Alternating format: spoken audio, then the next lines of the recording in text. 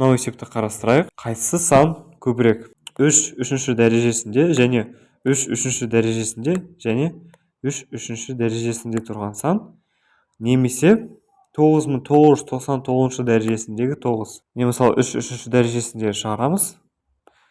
Бізде тең шығады 27. Сол үшін үстінде осылай жаза аламыз.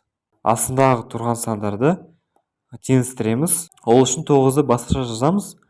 9-ды біз екінші дәрежедегі тұрған 3 ретінде жаза аламыз. Так, енді осы екі мәндерді көбейтеміз. Так, осылай қалдырамыз оларды. Сосын мынау үштерді аламыз.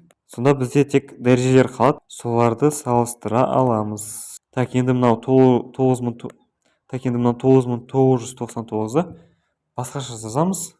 Ыңғайлы болу үшін. Оны біз 9 көбейту 1111 ретінде жаза аламыз. Ал 9-ды біз 3-дің екінші дәрежесі ретінде жаза аламыз. Сонда біз мынау екі сандарды екінші дәрежесіндегі 3-ке бөле аламыз. Так, сонда мынаны қысқартамыз.